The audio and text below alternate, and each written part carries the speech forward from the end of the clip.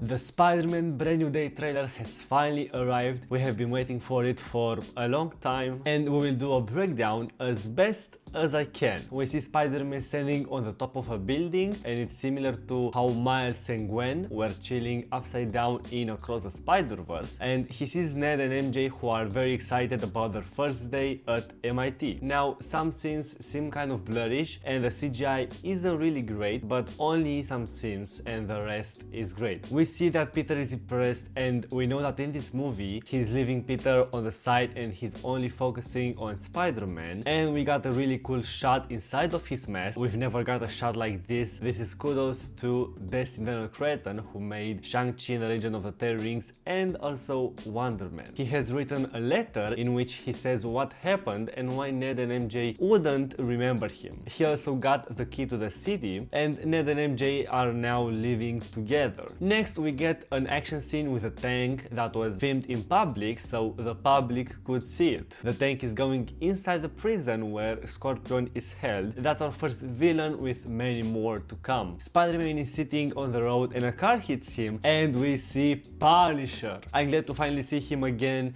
after we saw him in Daredevil Born Again Season 1. He shoots Spidey and then Spidey is doing a very cool move and hits Frank. Frank attempts to swear at Spider-Man but Spidey shuts down his mouth and tells him to go home. Like, no way. Home. In the next scene, Peter is going to a party where Ned and MJ are living and he says in his mind that sometimes Spider-Man has to do the hard thing even if it breaks Peter Parker's heart, which I love to finally see that Peter is now on his own, that he doesn't have Tony, MJ, he doesn't have Happy, so he doesn't have anyone. So it's really nice to see him being on his own. A guy is flirting with MJ and Peter tries to deal with it, which is really hard, but he has to go through it. After that, Peter is in a very rough condition, all sweaty and dirty with blood, and not knowing what the hell is happening with him. His body is going through a mutation process, and it's possibly that Man's Spider is gonna appear in the movie, but we don't know that yet. Like, it's just a guess. Then he's in a cocoon, his left hand is all black. I don't really think that we're gonna get Venom in this movie. He tries to launch a web, but he can't, and before he falls to the ground, he manages to launch a web, but not from his web shooters, but from his body, from like here. Next, we see Spider-Man is inside a security biometric scanning pod, and we see that on the screen it writes that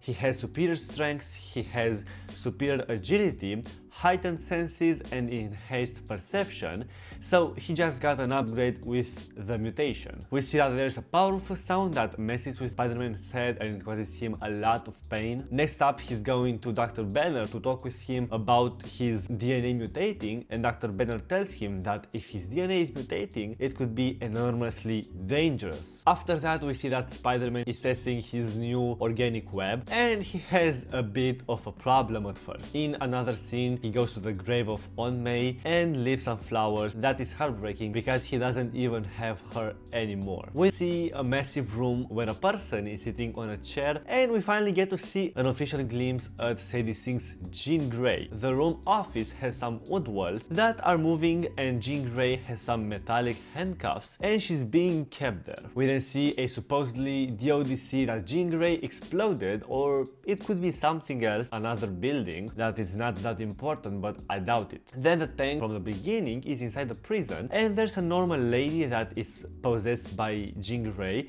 and she smiles at Spider-Man. Then she leaves her mind and goes to the mind of one of the guards, and then she goes to another person's mind. Next, we hear the narrator saying that spiders have 3 life cycles, and when between cycles it can leave the spider vulnerable to threats. We finally see Tremel Tillman's character, which you may know him from playing in Severance, who is the leader of the DODC and a X-Men villain, William Metzger, and he says that we are faced with a danger that we can't control and one we can't even see. There's supposedly Jean Grey in a room with some monitors, but I don't really know what she's doing inside that room with those monitors. Like, is she going to speak to the public? So I don't know what she's doing in that scene. Next, we finally see Scorpion in a new costume. The last time we saw him was in Homecoming, and from then till now, woo, a long time has passed. We see a beautiful scene with Spider-Man, Peter Parker, and MJ, and I believe he's gonna try and tell her that he's Peter Parker and to try to remind her of him and what they've had. He's gonna try to explain her everything, so we'll see how that goes. I don't think she's gonna